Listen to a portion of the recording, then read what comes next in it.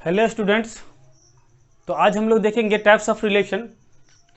तो रिलेशन के टाइप क्या क्या होता है वो देखेंगे। कल हम लोगों ने देखा था इससे पहले वाला क्लास में व्हाट इज रिलेशन। तो टाइप्स ऑफ रिलेशन,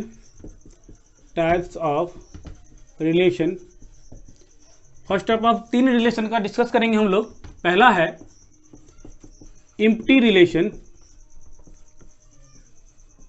जिसका दूसरा नाम भी है वाइड रिलेशन। नाम से ही क्लियर है, इसमें कोई एलिमेंट नहीं होगा, उसको हम लोग कहेंगे क्या, एम्प्टी रिलेशन। दूसरा हम लोग का है यूनिवर्सल रिलेशन। ये भी नाम से ही क्लियर है, सारा का सारा एलिमेंट आ जाएगा तो क्या हो जाएगा, यूनिवर्सल रिलेशन हो जाएगा। तीसरा नंबर है आइडेंटिटी रिलेशन,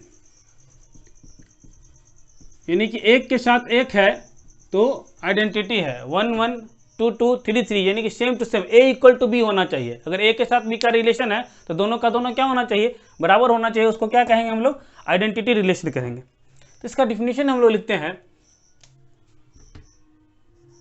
ए रिलेशन, मान लेते हैं पहले कोई एक सेट है, let A B any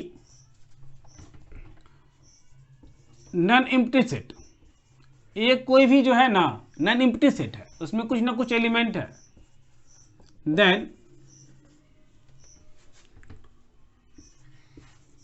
relation R on a set A is said to be, ये कहलाएगा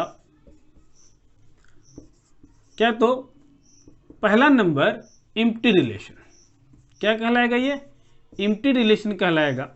और जब हम लोगों ने ले लिया है यहाँ पर ये सेट ए लिया है, यानी कि इससे पहले हम लोग पढ़े थे कि एक सेट ए होता था और एक सेट बी होता था, और जब ए क्रॉस ए से बी की ओर रिलेशन निकालते थे तो ए क्रॉस बी निकालते थे। लेकिन यहाँ पर हमने लिया क्या, रिलेशन तो आर है, किसमें है, ए सेट ए में है, सॉरी यहाँ पर छूट गया था, सेट ए में ही है। इसका मतलब क्या होगा, बी नहीं होकर के ए क्रॉस ए ही होगा, यानी कि दोनों सेट हो जाएगा यहाँ पर ए क्रॉस ए, यानी ए और ए ही हो जाएगा। तो एम्प्टी रिलेशन इतना मतलब क्या हुआ कि यहाँ पर रिलेशन कुछ भी नहीं आएगा। अगर यहाँ पर रिलेशन जो है आर बराबर कुछ भी नहीं आए, फाई आ जाए, एग्जाम्पल में देखेंगे और क्लियर हो जाएगा। यूनिवर्सल रिलेशन, यूनिवर्सल रिलेशन क्या है कि अगर मान लीजिए रिलेशन आर है तो इसमें ए क्रॉस ए का जितना सारा एलिमेंट होगा उसका जो सेट होगा वही हमारा क्या हो जाएगा, यूनिवर्सल रिलेशन हो जाएगा, यानी कि रिलेशन ए क्रॉस ए के बराबर होगा।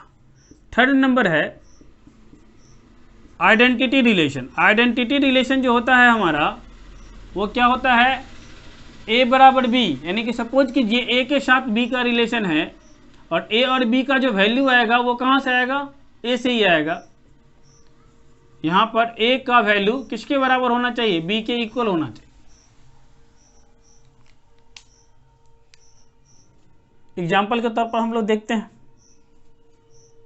ए कोई सेट है जिसका एलिमेंट है 1 2 3, और यही एक और सेट लेते हैं, यही लेते हैं, तो उसमें भी हो जाएगा 1 2 3। हम लोग को पता है ए क्रॉस ए होगा, उसका जो सबसेट होगा वो रिलेशन कहलाएगा। तो ए क्रॉस ए लेते हैं, इसका रिजल्ट आ जाएगा 1 1 1 2 1 3 2 1 2 2 2 3 3 1 3 2 3 3।